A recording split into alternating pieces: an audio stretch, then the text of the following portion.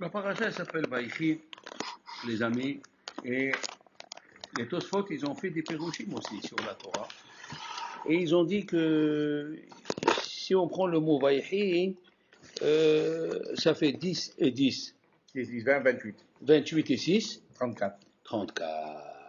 Et 17 et 17 34. Alors, les meilleures années de Yaakov, c'était quand il a passé les 17 premières années avec Yosef et les 17 dernières années. Enfin.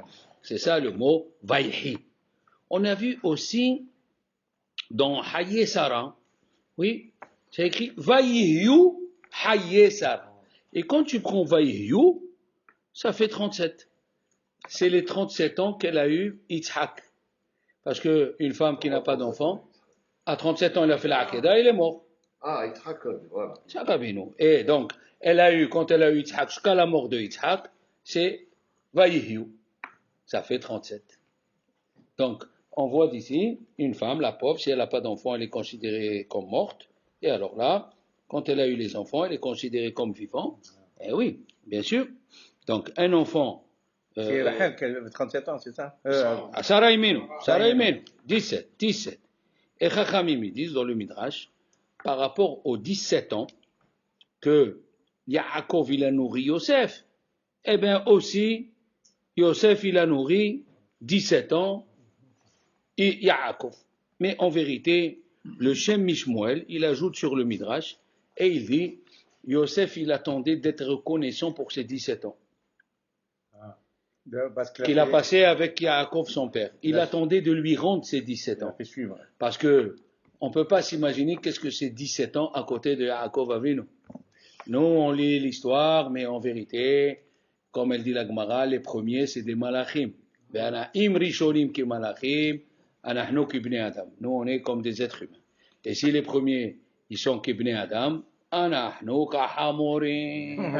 si tu dis qu'Abraham, Isaac et Yaakov, c'est des gens normaux comme nous, alors tu es un hamor.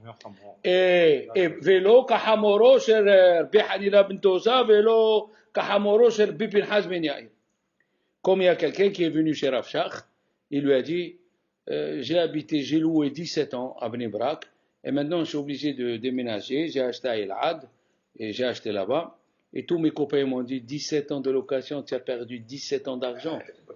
Il lui a dit, Rav Shach, mais ils sont bêtes ceux qui t'ont dit ça. Sûr. 17 ans à Bnei Brak, tu sais ce que ça veut dire être dans une ville comme Bnei Brak. Même en location, tu as gagné. Ah, bien sûr. C'est ça ce qu'ils disent les Hacham. Nous voyons d'ici. On voit d'ici. Après, il a dit, il y a un pasouk dans Iyov, où c'est écrit, Lo shakati, velo shalavti, velo nahti, vayavo rogez. Il a dit, Iyov, lo shakati, je me suis pas reposé, velo shalvati, je n'ai pas eu de la sérénité, velo nahti, et je me suis pas installé, vayavo rogez, il est venu, les nerfs, rogez, c'est les nerfs. Les nerfs, ouais. Et le Midrash, il dit, ces choses-là, c'est Hachamim dans le Yalkut Reuveni, il dit ces 4 langages qui viennent de dire Iyov, c'est en vérité, c'est Yaakov qui les a dit. Et c'est par rapport, encore une fois, celui qui se rappelle, aux 4 galouyot qu'on est en train de passer. C'est marqué dans la Torah, oui, ça, ouais. Les 4 galouyot. Eh bien, quand il a dit Yaakov, lo shakati, c'est par rapport aux 4 galouyot. Et le dernier galout, c'est Vayavo Rogez. L'Égypte, c'est pas considéré comme un galout. Non, alors, en Égypte, il dit le Hida, si tu te rappelles, Habbaim. Dans le mot Habbaim, il y a le nom de tous les galouyot. Il y avait tous les galouyot en Égypte. Madaï, tout était là-dedans. D'accord? Maintenant, c'est par rapport, il a dit, c'est par rapport aux 4 galouyot Vayavo Rogez. Oui?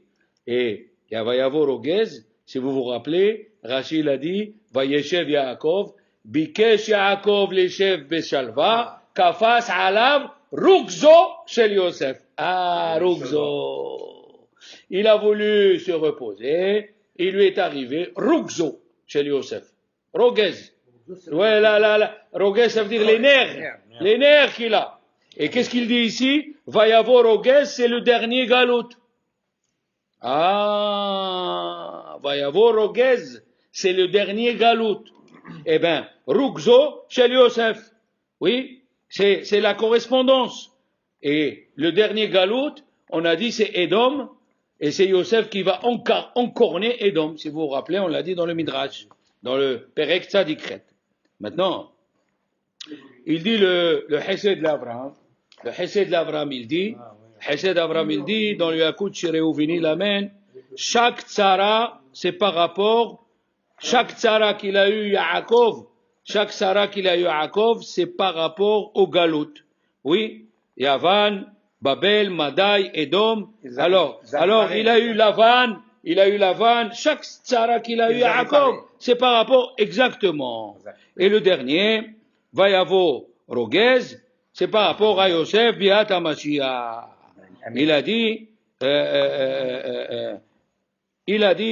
Rashi, il a dit dans la paracha Vayit Hanan, que quand on dit Shema Israël Hashem Elkinu Hashem Echad, Bisman Mashiach, au moment du Mashiach, Amen.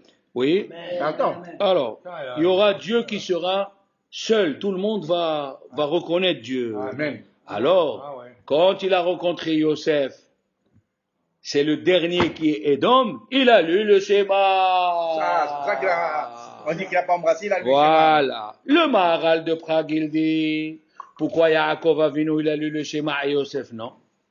Yosef, il était en train d'attendre son père. Oui? Et quand on a Osek ba Misva, Ator mina Misva. Mais Yaakov, il n'avait pas de Misva envers Yosef. Hein? Donc il dit le Maharal de Prague, Yosef, il n'a pas lu parce que Osek ba Misva, Ator mina Misva. Mais Yaakov, il a lu parce que lui n'avait pas d'obligation envers Yosef. Ça, c'est une première réponse. Deuxième, Yaakov, on vient de dire que Rachid a dit dans Shema Israël Hashem Kinu Hashem Echad dans Parashat Vayit Hanan, c'est l'imot HaMashiach. Et quand Yaakov il a rencontré Yosef, c'est l'époque du Mashiach, on a dit. Le dernier mot, Vayavo Rogez, c'est à l'époque du Mashiach. Alors, comme Shema Israël Rachid dit que ça rapporte au Mashiach, Yaakov lui aussi il a lu, pour lui Mashiach est venu. Yosef il va commencer la galoute, mais Yaakov pour lui c'est Mashiach. Maintenant il dit le Hidan, une autre explication. Pourquoi c'est Yaakov qui a fait le schéma et pas Yosef? Parce que lui, Garam Pirud Ha-Ihud. Lui et la Neshama de Yosef, ils étaient un, si vous vous rappelez, il avait le même visage que l'ange Matat. Et le fait de l'avoir envoyé, et qu'il s'est fait prendre par ses frères, donc il a séparé une unité, puisque lui, il ressemblait à lui. Et quand il a rencontré Yosef, l'unité s'est retrouvée, c'est lui qui a fait le schéma. C'est pas Yosef qui a causé le pirout de l'unité, c'est Yaakov. D'accord? Donc voilà, Hachamim, il nous explique que pourquoi lui il a fait le schéma et pas les autres. Maintenant, Rachid il dit, cette paracha elle commence au milieu. Vous avez vu quand on lève le Sefer Torah, il n'y a pas une séparation. Pourquoi? Il dit Rachid, quand il est mort Yaakov Avinu, nistemu einehem velibam shel Israël. Le cœur et les yeux d'Israël, du peuple d'Israël, se sont fermés. Nistemu. Alors les Mefarshim, ils posent la question. Une minute, s'il vous plaît. Les Mefarshim, ils disent, est-ce que en ce moment où on a écrit Vaïhi Yaakov, est-ce qu'il est mort Yaakov ou il n'est pas mort? Pas encore. Alors pourquoi tu me dis, toi, Rachid, Nistemo, Libam, Ve'enehem shel Israël. Il est mort ou il n'est pas mort? Alors, à la fin, tu m'écris. Quand il est mort, Israël, tu m'écris Nistemo, Ve'enehem, Ve'libam. Mais pas au début. Alors, et voilà, écoutez bien. Ils disent les Mefarshim, parce que dans la Hagdama de Shemot, dans la préface de Shemot, le Rambam il dit une chose qui vaut de l'or. Il a dit, pourquoi Dieu a créé ce monde? Pourquoi Dieu a créé ce monde? Il a dit, c'est écrit dans le Midrash, il voulait habiter dans ce monde avec nous. Alors il a dit, c'est étonnant. Tout le livre de Shemot, Yitro et Mishpatim, il y a 2 parachutes pour Matan Torah. Oui. Il y a pour la galoute Shemot, Bo, Vaera, Béchalah, 4. Et pour le Mishkan, 5 parachutes. Ça veut dire que l'essentiel, c'était quoi? C'était le Mishkan. L'essentiel, c'est que Dieu réside parmi nous. Alors il dit, puisque c'est ça l'essentiel, puisqu'il y a le plus de parachas dans le Mishkan, ça veut dire que c'est l'essentiel qui réside parmi nous. Et il dit là-bas, le Ramban, une chose, hello, ça fait. Il a dit que l'attente des Avot, Abraham, Isaac et Yaakov, elle était comme le Beth Amikdash. Comment on savait que c'était le Beth Amikdash? Il y avait la colonne de nuée jour et nuit. Eh bien, dans la tente de Yaakov, dans la tente de Yitzhak Avinu, dans la tente d'Abraham, il y avait une colonne dessus. Si vous vous rappelez, on a dit que Yitzhak, quand il s'est marié avec Rivka, comment il a su que celle-là, elle est tzaddiket? Il y avait la colonne de nuée autour. Et qu'est-ce qu'il dit le Zohar? Que 30 jours avant la mort de la personne, la colonne de nuée est partie. Et comment on sait, parce que Rachid a dit, Libam ve'enehem chez l'Israël. Comment on sait que la tente des Avot, elle était comme le Beth Amikdash? On a dit, parce que il y avait la colonne de nuée. Mais il y a autre chose. Qu'est-ce qu'il dit le Pasuk? Pourquoi dans le côté la Maharavi, pourquoi dans le mur de lamentation, il y a la Shekhinah? Parce que le prophète, il a dit cette phrase. Vehaya libi ve'enai sham kol hayamim. Dieu, il a dit, mon cœur et mes yeux seront tout le temps dans le côté la Maharavi. C'est pour ça que Rabbi Ovadia Yosef, il a dit, attention, quand on arrive au côté la Maharavi, il y a la Kedusha, il y a la Shekhinah. Vehaya libi ve'enai sham kol hayamim. Et qu'est-ce qu'il vient de dire Rashi dans Yaakov, dans la tente de Yaakov? Nistemu, Ainehem, Velibam, chez Israël. On a employé le même mot, Libam ve'Ainehem. Et là-bas c'est écrit, Vehaya, Libi ve'Enai Sham, Kolayam. Donc, on voit que le Beth Amikdash, la tente des Avot, elle était comme le Beth Amikdash. Comme ça, il dit dans Yehavidahat, Moreno, le Rabbi Ovadia Yosef, donc il faut faire attention. Il y a même des gens qui disent qu'il ne faut pas toucher le mur. Il est très très très sain. Pourquoi? Parce qu'eux ils pensent que c'est le mur qui était où juste après il y avait dedans le Saint des Saints. Mais Rabbi Ovadia Yosef il a amené des preuves, et les historiens ils ont amené des preuves. Non, ça c'est le mur d'enceinte qui est entouré. Voilà. Et qui c'est qui a construit ce mur? Chachamim me dit c'est les pauvres. C'est les pauvres qui ont construit ces murs.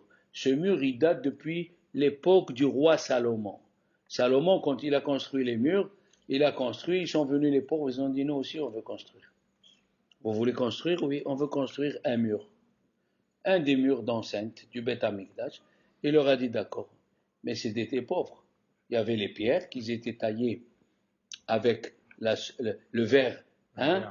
Le fameux verre, pour pas Shamir, parce que Dieu, il a dit que le temple, il est fait pour allonger la vie, mais le fer, il est fait pour raccourcir la vie. C'est pour ça qu'avant Birkat Hamazon, on enlève le fer, sauf Shabbat. Avant, on enlève le couteau. Il ne faut pas qu'il y ait un couteau. Et si tu veux le laisser, il faut le couvrir. Sauf Shabbat Veyom Tov. Il y avait un juif, il s'est rappelé de la destruction du temple. Il faisait partie des juifs qui avaient vu le temple. Et il s'est rappelé, la Gemara dit, de comment il était le temple. Par peine, il a pris un couteau et s'est tué. Depuis, on enlève le couteau. Pour pas, aussi, parce que la table, elle est considérée comme le misbéach. Et le misbéach, il allonge la vie, on enlève le couteau. D'accord? Donc, en même temps, quand on dit la paracha, on apprend des chidushim. Hein? On apprend des chidushim. Chachamim, donc, ils ont dit, alors les pauvres, maintenant ils ont construit le mur. Ils n'avaient pas de ciment, ils n'avaient rien. Ils ont pleuré sur les pierres. Ils ont pleuré sur les pierres et ils mettaient une autre pierre. Ils disaient à Dieu que nos larmes y soient les ciments de ces murs. Et parce qu'ils ont pleuré, Dieu il a dit, vous avez pleuré, il sera indestructible. Et voilà, c'est une preuve vivante de ce qu'il dit le Midrash. Même pas ce qu'elle dit le prophète. Le Midrash, il a dit ça. Et ce mur, il est encore là, debout, devant tous les Juifs et du monde entier. Sur 4 murs. Hein? Sur 4 murs. Oui, c'est celui-là qui est resté, sur 4 murs. Maintenant, les enfants, on va essayer de rentrer dans les bénédictions. Eh ouais. Maintenant, on va essayer de rentrer dans les bénédictions. La question, elle est, les enfants, pourquoi Yaakov, d'abord, une minute. Réhouven, alav shalom, il a fait teshuva.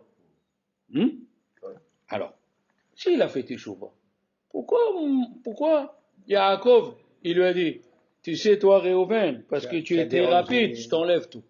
Tu seras ni Lévi, tu n'auras pas double part, hein? Tu seras, et tu auras, tu n'auras pas double part, oui. Tu ne seras pas Lévi. Et la troisième chose, oui, non. Il y a 3 choses qui lui ont enlevé. Il lui a enlevé double part. Oui, pour les Bechorot. Double part. Après, il lui a enlevé Lévi. Il lui a enlevé, tu devais être Lévi, tu devais avoir. Et il lui a enlevé la royauté. Donc il lui a dit, mais venez, on va essayer de comprendre. Quand Réhouven il a fait teshuva, combien de temps il a fait teshuva? Il dit le Midrash jusqu'à qu'il est mort. Qui, Réhouven? Réhouven. Plus de 50 ans. Depuis Yosef, Depuis plus de 50 ans. Rien qu'il jeûne, il pleure. Et quand même, quand il est venu Yaakov pour le bénir, il lui a dit, tu as tout perdu. Maintenant, le Kliakar, il donne la réponse pourquoi. Le Kliakar, il dit, parce qu'un roi, oui, et vous metonin baddin, un roi, il doit être calme pour juger. Il ne faut pas qu'il s'emporte. S'il s'emporte, c'est plus un roi. La guerre, il va la déclarer de suite. Parce qu'il y a un hamar qui s'est manqué. Elle lui dit, toi, tu ne peux pas être roi. Ok. Deuxième chose, tu ne peux pas être ni Lévi, ni Kohen. Normalement, c'était les Kohanim qui servaient. De père en fils, comme ça. Aïwa. Pourquoi? Parce qu'au Beth Amikdash, il y avait la Shekhinah. Et toi, tu as déplacé mon lit, tu as fait Hilou la Shekhinah. Tu as déplacé mon lit alors que la Shekhinah, elle était là. Double part, Enlevé. tu n'as pas, parce que, alors là, ce qu'il dit le Kliakar, fantastique fort. Parce que moi, quand j'allais dormir avec Bila, il allait sortir un enfant. Et toi, tu me l'as déplacé, donc j'ai dormi avec Léa. Et l'enfant qui devait sortir, il devait avoir une part. Il devait avoir une part dans les tribus. Comme toi, tu l'as enlevé, je t'enlève ta part. Ici, cet enfant. Attends. On va arriver. Tout doucement. Donc, il lui a enlevé 3 choses. Mais la question, elle est, ce monsieur, qu'est-ce qu'il voulait faire? Le kivoud de sa mère. Il n'a pas supporté que la servante, elle soit mieux que sa mère. Qui c'est qui va accepter qu'une servante, elle soit mieux que sa mère? Tu veux dire, il ne mérite pas tout ça. Puisqu'il a fait tout sauvage plus de 50 ans. Une servante qui est quand même. Et il voulait défendre qui? C'est une servante quand même qui est. Qui voulait défendre le kavod de qui? Sa De mère. sa mère. Il y a la mère et il y a la concubine. Qui c'est le plus important? Messieurs, la mère. Alors, moi, je veux défendre le kavod de ma mère. Alors pourquoi? Avec tant de teshuva, alors, il y a une réponse et il y a une deuxième réponse. Il y a une réponse. Il lui a dit, il y a une réponse. Il lui a dit, Yaakov Avinu, Hilalta Yitsu'i Avir. Tu as fait Hilul Hashem. Et Hilul Hashem, qu'est-ce qu'elle dit la Gemara? C'est la mort qui pardonne. Donc, quand est-ce qu'il a eu la kapara? c'est quand Moshe Rabbeinu, il a prié pour Réhouven, qui rentre à Olam Haba. Il lui a dit, moi je ne peux pas te pardonner. On sait que quand tu as Chilul Hashem, on a vu la semaine dernière, pourquoi Dieu n'a pas pardonné aux Shevatim? Parce qu'il a dit, Rav Chaim Zaitzi, qu'il y a eu Chilul Hashem. Chilul Hashem, c'est jusqu'à la mort. Chilul Hashem, c'est jusqu'à la mort. Il lui a dit, parce que moi je ne peux pas te pardonner. Il faut qu'il y ait un très très fort qui enlève le Chilul Hashem. Qui c'est? Moshe Rabbeinu. Il a pris l'initiative, Chilul Hashem, un Teshuvah Adamita. Il y a une deuxième réponse. Vous le savez tous. Yaakov, vous le savez tous. Yaakov Avinu, c'était le Gilgul de Adam Arishon. On a dit, il ressemblait. On l'a dit dans les drashot avant. Combien de temps il a fait Teshuvah Adam Arishon en Égypte? Il a jeûné 130 ans. Merci. 130 ans. Il a jeûné, il s'est séparé de sa femme. Et c'est pour cela, Haliwa, monsieur Yaakov Avinu Avshalom, quand il a eu 130 ans, Vayeshev Yaakov, Bikesh Yaakov Leshev Beshalva. Il a voulu trouver le repos. Et les Mefarshim me disent, mais ce monde, c'est pas un monde de repos, c'est un monde de souffrance. Et ça, alors les Mefarshim me disent, et ça, Yaakov, il ne savait pas que ce monde, c'est un monde de souffrance. Tout ce que tu peux dire, tu sais de qui tu parles, de Yaakov Avinu. On ne sait pas qui c'est ce monsieur. On parle. Quand Yosef il lui a mis la main, il lui a dit Adati béni. Quitte la mano, enlève ta main de la main de celui qui a gagné un ange. Tu me mets la main dessus. Alors que moi j'ai gagné un ange. Qu'est-ce que tu as gagné toi dans ta vie, Yosef? Yaakov Avinu lui a dit Yadati. Pourquoi deux fois Yadati? Je sais ce qu'il a fait Yehuda avec Tamar. Je sais ce qu'ils t'ont fait les frères. Je sais tout. Et toi, tu viens mettre la main. Tu sais qui c'est Yaakov? Alors pourquoi Yaakov bikesh l'ishir b'shalva. Allah, il ne savait pas que ce monde, c'est un monde de souffrance. L'oda il aime la tzadikim. Non, parce que Yaakov, il faisait le tikkun de Adam Arishon. Et combien de temps il a duré le tikkun? 130. Alors Yaakov Avinu, il a cru qu'il a fini le tikkun. On lui a dit non, tu n'es pas arrivé encore à 130 ans. Quand il est arrivé à 130 ans, là il s'est installé en Égypte, il a eu Me'ain Olam Haba. Fantastique. C'est bon. Alors maintenant, monsieur Adam Arishon, il a jeûné 130 ans. Et Dieu n'a pas accepté sa teshuva.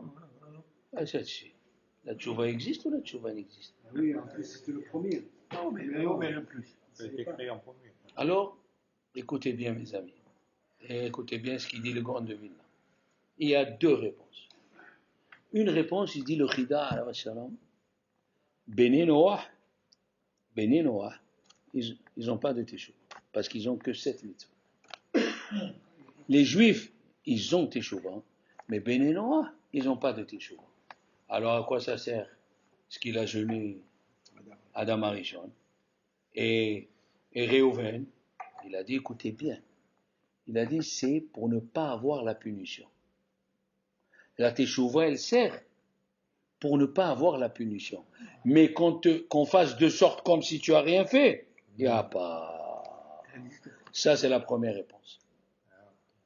Deuxième réponse du grand de Vilna. Alors là, il faut trembler. Le grand de Vilna, il a dit, un juif qui fait une grosse faute, et il fait teshuva, ouvrez bien les oreilles. Il a dit, Dieu il lui pardonne. Mais le degré qu'il devait atteindre, il ne l'atteindra jamais. C'est pour cela que même Adam Arishon, même Yehuda, même Réhouven, ils ont fait teshuva. Ok, il y a la teshuva, j'efface tout. Mais que tu redeviennes Bechor, tu ne peux pas redevenir Bechor. C'est très fort. Il faut faire attention. Comme on le voit, si un Zaken, la Gemara elle dit, si un du Sanhedrin, il va contre le Sanhedrin, on le destitue. Oui. Et si après il fait teshuva, il veut revenir à être dans le Sanhedrin, On peut pas. Il ne peut plus, monsieur. Kapara, tu l'as, mais retrouver ta première place, c'est IF, ça fait peur. Comme ça, il dit le gant de Vina. Comme ça, il dit le gant. Et d'où on le sait? La Gemara, elle dit, écoutez bien, la Gemara, elle dit, William, si un type dans sa jeunesse, il a fait des grosses bêtises, et après il a fait tchouva. Ok. Et maintenant il veut être Shaleh Tzibour. Il a fait tchouva. Le Shulchan Aruch, il dit, il ne peut pas faire Shaleh Tzibour. S'il était dans les boîtes de nuit, avec les goyotes, Hilul Shabbat, des graves fautes, il ne peut pas. Il dit, Rabbi Ovadia Yosef, aujourd'hui on ferme les yeux, parce que malheureusement on est dans une situation. Les générations sont descendues. Voilà. Mais d'après la halakha, d'après The Halakha, il ne peut pas être Shaleh Tzibour.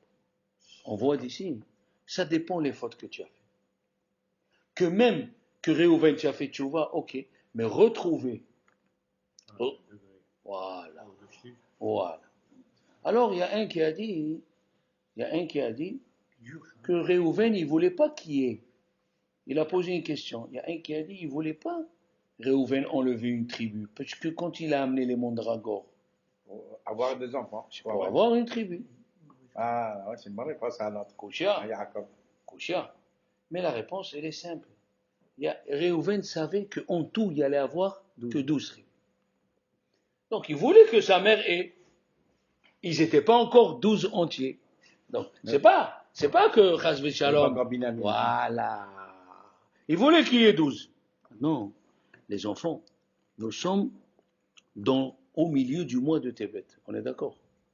Eh bien, dans la Megillah Ta'anit, qui est ramenée dans la Gemara de Ta'anit, c'est écrit on jeûne le 8, le 9 et le 10. Comme ça, évidemment. Après, on a annulé.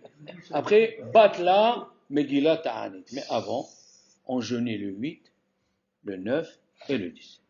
Maintenant, pourquoi on jeûne le 8? Écoutez bien. Alors, le 8, on jeûne parce que Talmaï, le roi, Talmaï Amelech, Talmaï, c'est un des généraux d'Alexandre. Il s'appelait Ptolémée. Talmaï Ptolémée. Ptolémée. C'est pas grave. Il était le régent de l'Égypte. Quand il est mort, Alexandre le Grand, il a laissé 5 généraux. Et chaque général, il a pris une partie. Antiochus, il a pris la Syrie avec Israël. Ptolémée a pris l'Égypte. Il a amené le Sanhédrin, il leur a dit, traduisez-moi la Torah.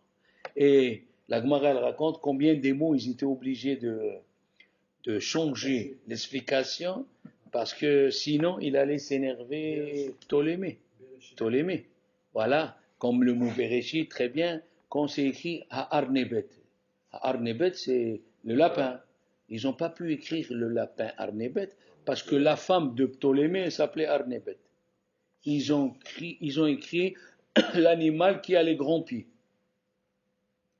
Ils étaient obligés de changer. Et Chachamim ont dit, quand ils ont traduit, il y avait 3 jours d'obscurité sur Israël. Parce que tu traduis des choses que c'est pas ça. Alors on jeûne le 8. Et aussi, Chachamim ils disent, pourquoi on jeûne le 8? Parce qu'il est mort Ezra, Sofer et Nehemiah. Mais cette raison, elle n'est pas tellement forte. Le Taz, Alawa Shalom, il dit dans le Siman Shin Lamed Aleph, le Taz, il dit, mais dans la mort de tous les sadikim, on ne jeûne pas. Il n'y a que dans la mort de Moshe Rabbeinu, c'est ceux qui sont dans la Hevra Kaddisha qui jeûnent. Mais les autres, ils ne jeûnent pas. D'accord? Alors pourquoi on doit jeûner sur Ezra et Nehemiah? Ils disent le Taz, parce que quand il est mort Ezra et Nehemiah, la prophétie s'est arrêtée. Ouais. Maintenant, les enfants, le 9, pourquoi on jeûne le 9? Parce que c'est écrit à cause d'une chose. Quelle est la chose? Alors il y a qui disent on jeûne le 9 à cause de Ezra, mais en vérité, bon, je vous ai dit, mais vous savez pourquoi on jeûne le 9? Parce qu'il est né Isho. Le 9 Tevet, il est né Isho, et c'est en correspondance avec nos fêtes, malheureusement. D'accord? Le 10, dans le Siman Takaf, le 10, pourquoi Pourquoi on jeûne? Oui, à cause qu'on a parlé de ça, que Nabucodonosor, il a assiégé le premier temple. Et la question était, mais le premier temple, comme il a été détruit, pourquoi on fait attention au premier temple? On aurait dû faire attention au deuxième temple. La réponse est, le Hatam Sofer, il a dit, parce que chaque année, le dit Tevet, Dieu il se rassemble avec le Sanhédrin et il pose la question, est-ce qu'on va reconstruire le temple ou non? Est-ce que les Juifs ils s'aiment entre eux ou ils s'aiment pas entre eux? D'accord? Maintenant, vous savez qu'il y a un livre, il s'appelle Pri Tzadik. Qui c'est qui a écrit ça? Rabbi Tzadok HaKohen. Il a dit, ah oui, il a dit que dans le Sefer HaYetzira, qui a été écrit par Avraham Avinu, Alav Shalom, il a écrit un mot au sujet du mois de Tevet. Il a écrit, voilà les mots, Himlich ot ayin berogez, kashar lo kesher, veyatzar gedi ba'olam, vetevet beshana zacharun keba. Donc vous avez tous compris comme moi qu'est-ce qu'il a écrit Avraham Avinu. On n'a rien compris. Non, c'est des secrets, mais je vais vous dire qu'est-ce qu'il veut dire. Voilà. Il a dit, Chachamim, ils disent, quel est le mois le plus mkefesh de l'année? Toujours on a cru que c'était Av ou Tammuz. Pas du tout, c'était Tevet. Heshvan, il n'y a pas de jeûne. Hazak, d'accord, mais il n'y a pas de jeûne. Ah, Aval Tevet, c'est le mois le plus catastrophique de l'année. Comme c'est écrit au sujet de Moshe Rabbeinu, elle a caché 3 mois. Vatispeneo Shelosha Chodashim. Qu'est-ce qu'il dit le Midrash? Tammuz Av Vetevet. Et Tammuz Av Vetevet. Tammuz et Av revient à Esav. Et aussi, Tevet revient à Esav. Pourquoi? Qu'est-ce qu'on a dit? Dans le Sefer HaYetzira, Vayetzer Gedi Baolam. Gedi Izim. Et Gedi Izim. Et Esav, il était comme le Gedi Izim, il avait les poils. Il avait les poils. Gedi Chelko Shel Esav. Et c'est pour cela qu'il voulait se battre contre l'influence. Quand il a eu, si vous vous rappelez, quand Yaakov est venu, il a eu Yosef. Qu'est-ce qu'il a dit à Yaakov? Il a dit, levez-vous, on peut partir. Pourquoi? Parce que Yosef, à quel âge il a quitté son père? 17. À 17 ans. Et Gedi, Gemataria, 17. Maintenant, Hachamim, ils disent, c'est écrit, Venasa has-sa'ir avonotam. Pourquoi? Pourquoi le jour de Kippour, le sa'ir qui représente Esav, il nous pardonne nos péchés? C'est pour pardonner le péché du Nahash, malheureusement. On doit chaque année, oui? Oui. Donc, Gedi c'est un veau, mais aussi Gedi Azim, c'est pas un veau, c'est le petit du bouc, un petit bouc. Eh oui, Seir, et où il est parti Esav, où il habitait Esav, Vayelech Esav El Har Seir, on le dit dans la Haggadah. Donc Seir Izim, ça appartient à Esav. Hein? Alors il a dit, les enfants, c'est pour cela que le mois de Tébet, c'est un mois qui est mauvais, malheureusement. Le mois de Tébet, c'est un mois mauvais puisqu'on jeûne, il appartient à Esav. Il a dit, le Bnei Issachar, c'est possible qu'on allume 36 bougies, 36 bougies. Non, Hanouka. Pourquoi on a vu 36 bougies? Parce que depuis le milieu de Hanouka, oui, jusqu'à la fin de Tevet, il y a Kimerosh Chodesh Tevet, Ad Shloshim Yam, oui, jusqu'à, si tu comptes le 10 Tevet. Et les 25 qui se lèvent, ça? Depuis le 25 qui se lève, il y a le 10, on commence Rosh Chodesh Tevet. Donc, Rosh Chodesh Tevet, plus les 30, qui vient au milieu de Rosh Chodesh Tevet, il vient au milieu de Hanouka. Ça fait 30 et 6 jours. Ça fait 36 jours. Quand tu es 4 ou 5 jours, c'est Voilà. ça. Et alors, on allume les 36 pour que Dieu il éclaire ce mois qui est Mdrob. Ah, comme ça il dit le Sfatemet. Comme ça il dit le Sfatemet. Bon, vous allez me dire, mais qu'est-ce que vous voulez, Rav Shalom, de moi maintenant? Vous êtes rentré dans Sefer HaYetzira, dans le Guidi, dans Hada. D'accord. Il vient le Bni Issachar, il a dit, le mois de Tevet, qui sait chaque chevet, chaque tribu il a un mois. Quelle est la tribu par rapport au mois de Tevet? C'est Dan. Ah, maintenant, on est en relation avec la paracha. Pourquoi? Il a dit, Chachamim, les fêtes, c'est par rapport au Shevati, c'est par rapport aux 3 avot. Les fêtes, c'est par rapport aux 3 avot. Il a dit le tour, hein? Chaque fois, il a dit le tour à la Shalom que Pesach, c'est par rapport à Abraham, puisqu'il lui a dit Louchi Va'asi, il lui a dit Mahari. Pourquoi il lui a dit Mahari? Parce qu'il faut faire vite pour pas que les matzot. Alak, Mahari. Shavuot, c'est par rapport à. Oh, il y a quelque chose de vous. Oui.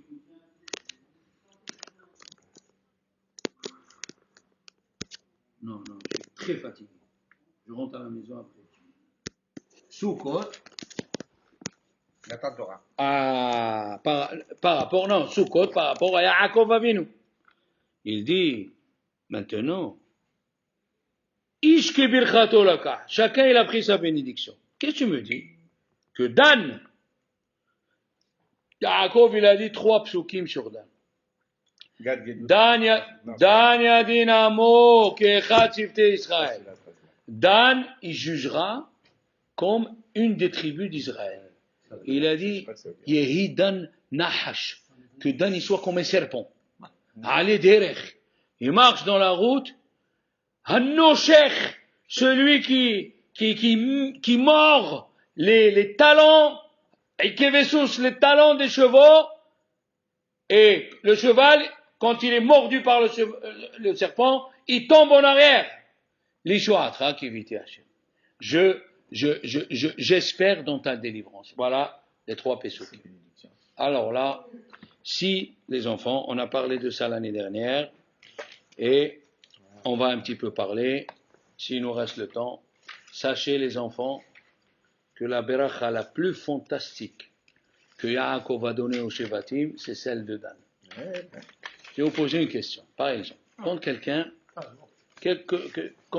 il sort de la maison le matin, celui qui connaît la halakha, il met la main sur la mezouza, et qu'est-ce qu'il dit? Dites-moi. Il doit faire Shema, et il dit l'Ishoatra qui vit Hashem. Donc, voilà, la prière de Dan, elle est le matin. On continue. Quand on fait le schéma le soir, celui qui fait le schéma dans le livre, qu'est-ce qu'il dit à la fin? L'Ishoatra qui vit Hashem. Hayya la bracha de Dan. Elle revient. L'Ishoatra qui vit Hashem. Dans la Hamida, qu'est-ce qu'on dit? Ki l'Ishoatra qui vinu kol hayom. D'où elle vient cette phrase? C'est la phrase de Dan. Encore une fois, c'est la bracha de Dan. Ok? On continue. Donc on a le matin, on a le soir, on est au milieu de la Hamida. Il dit le Shla HaKadosh, celui qui va en voyage, et il n'y a personne qui l'accompagne, c'est très très important. On a dit une fois que quand tu vas en voyage, quelqu'un il t'accompagne. Pourquoi? Parce qu'il te prête un de ses anges pour t'accompagner. Ils disent les Mefarshim, même au milieu de la ville, quand tu sors le matin, c'est bien que ta femme ou ton fils ou ta fille t'accompagne à la porte. Alors il dit, le Shla HaKadosh, dans la paracha, si tu n'as personne, tu fais ce que je vais te dire. Oui. Levaya, comment ça s'écrit Levaya? Lamed, Vav, la lettre Yud et la lettre E. Alors il dit comme ça. Lamed, tu fais 30 fois, Lamed, tu fais 30 fois l'Ishoatra qui vit Hashem. Oui? Vav, tu fais 6 fois, Ve'Yaakov alach ledarko, va'yivge'u bo malach Elokim. Yud, tu fais 10 fois, Yebarechecha Hashem v'yishmerecha. He, tu fais 5 fois, Amalach hagoeloti. Si tu fais ça, il dit le Shlach, la Shechina, elle vient, elle t'accompagne. Regardez cette bénédiction, comment elle est fantastique. Mais il y a presque personne qui connaît ce que je suis en train de te dire. Vav, tu as dit, c'est Ya, Vav, Ve'Yaakov alach ledarko. Combien 6 fois 6 fois. Ve'Yaakov alach ledarko, va'yivge'u bo malachi Elokim. Oui, va'yivge'u bo malachi Elokim, vayomer, voilà. Mahanaim, va'ikra Shem hamakom, Mahanaim. Yud, c'est 10 fois. Ouais. 10 fois quoi déjà 10 fois. Les enfants, ouais, 10 fois. Dans le Perek Tzadikret, Ot Yud Dalet, le Midrash, il nous dit une chose extraordinaire. Quand il est venu Dan pour recevoir la bénédiction, Dan, il est rentré pour recevoir la bénédiction, il est rentré vraiment comme quelqu'un qui est en dépression totale. Il est rentré comme ça, baissé. Il lui a dit à Yaakov, mais qu'est-ce que tu as? Alès, mon fils. Il lui a dit, Alès, tu as vu tous ceux qui sont sortis, tu as vu tous ceux qui sont sortis avec moi, avant moi, ceux qui sont venus te voir. Réhouven, Shimon, chacun avec ses enfants et ses petits-enfants. Et moi, Dan, qu'est-ce que j'ai? J'ai un enfant sourd et muet. Et tu veux que je sois content de venir te voir? Il s'est mis par terre. Il lui a dit à Yaakov, je vais te donner la meilleure des bénédictions. L'Ishuatra kiviti Hashem. Toujours tu auras l'espoir en Dieu. Jamais tu tomberas dans le désespoir. Et qu'est-ce qu'il dit le Midrash? De là on a appris que si quelqu'un il souffre, il sourim, hakol bekivouy, kivouy il vient du mot kiviti. Kiviti, ça vient du mot kiviti. Tu as des souffrances, espère en Dieu. Ils vont partir. Tu as des souffrances, tu auras Kiddush Hashem avec l'espérance en Dieu. Tu veux Olam Haba et tu n'as rien, tu n'as pas étudié ni le Shas ni le Zohar, rien. Kivouy, espère en Dieu qui va te donner cadeau. Kivouy, Hakol bekivouy, Olam Haba bekivouy, Mashiach bekivouy, Hakol bekivouy. Tout avec espérance. Et c'est pour cela que cette prière, l'Ishuatra Kiviti Hashem, cette prière, elle nous poursuit, elle est à côté de nous toute la journée jusqu'au Mashiach. Amen. Amen. L'Ishuatra Kiviti Hashem. Ne te désespère jamais. Amen. Alors, le Hashem, qu'est-ce qu'on dit c'est hé. C'est quoi? Alors, Lamed, Ça y est, c'est fini là. Lamed, Vav, je Je me fais retourner en arrière. Eh oui, l'Ishuatra Kiviti Hashem, Ve'Yaakov alach ledarko, Yevarech, Hamalach hagoel oti, casse-pied. Alors, les enfants.